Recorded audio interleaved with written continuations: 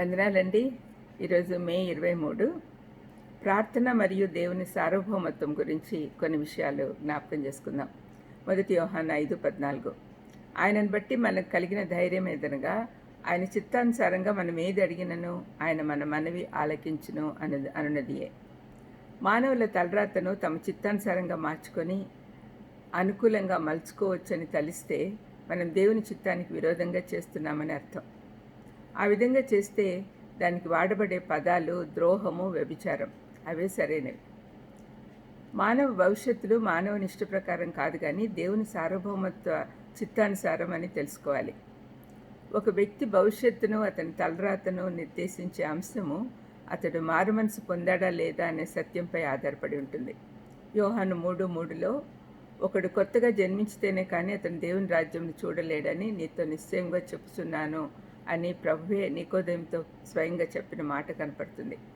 అందుకే మన తలరాత మన చిత్త ప్రకారం మార్చుకోవచ్చు అని చెప్పడం ద్వారా సృష్టించబడిన వాడి చిత్తమే ప్రాముఖ్యము అని చెప్తూ దేవుని సార్వభౌమత్వము నిరాకరించుటే. మానవునికి ప్రాధాన్యత ఇస్తున్న మనము వాక్య ప్రకారం ఆలోచించాలి. 1 సమూయేలు 2:6-8 వరకు నేను చదువుతున్నాను. జనులను సజీవులుగాను మృతులను గాను చేయువాడు యెహోవాయే. పాతాళమునకు పంపుచు అందులో నుండి రప్పించుచుండువాడు ఆయనే. యెహోవా దారిద్ర్యమును ఐశ్వర్యమును కలుగజేయువాడు, కృంగజేయువాడును లేవనెత్తువాడును ఆయనే. దరిద్రులను అధికారులతో కూర్చుండబెట్టుటకును మహిమగల సింహాసనమును స్వతంత్రింపచేయుటకును వారిని మంటిలో నుండి ఎత్తువాడు ఆయనే.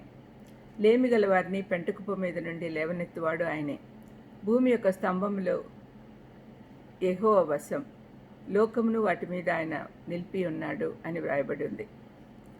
ప్రార్థన స్థాపించబట్టకు కారణము దేవుడు మహింపరచబడుటే.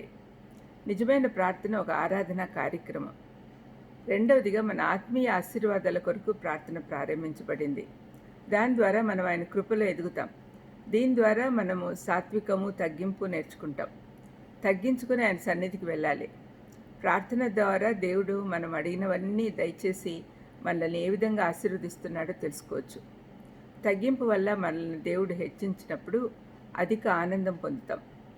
మూడవ అంశం ఏమంటే, మన అవసరాల కొరకు విజ్ఞాపన చేస్తూ దేవుని పాదాల ఎద్దుకు వెళ్ళుటకు ఒక మార్గం ఏర్పరిచాడు. చాలామందికి వచ్చే ప్రశ్న ఏమంటే, దేవుని సార్వభౌమత్వ అధికారాన్ని బట్టి మనకి ఏం జరగాలన్నది నిర్ణయించాడు కదా, మరి మనం ఎందుకు ప్రార్థించాలి? మనకు అవసరమైన వాటిని ఒక జాబితాలాగా చేసి దేవుని ఎదుట పెట్టుటకై ప్రార్థన ఏర్పరచబడలేదు, కానీ మన అసమర్థతను తెలుపుటకు ఒక అవకాశంగా మార్చుకోవాలి. మనం అడిగినప్పుడు ఆయనను గొప్ప చేస్తాం కాబట్టి ఆయన మహిమపరచబడతాడు. ఆశీర్వాదాలు పొందాక కృతజ్ఞత చెప్పినప్పుడు కూడా ఆయనకు మహిమ వస్తుంది. ప్రార్థన చేసుకుందాం. దయమేడ యేసునైనా, మేము చేసే ప్రతి ప్రార్థన మీ సార్వభౌమత్వం ద్వారానే ఫలితాలు కనపడతాయి అనే విషయం మాకు అర్థమయ్యేటట్టు చెప్పండి తండ్రి. తండ్రి సార్వభౌముడా, మీకే వందనాలు, స్తోత్రాలు చెల్లిస్తూ మీ మార్గాలు అర్థం చేసుకోవడానికి కావాల్సిన జ్ఞానం అనుగ్రహించమని యేసుక్రీస్తు నామమున వేడుకొంచున్నాను తండ్రి. ఆమేన్. God bless you.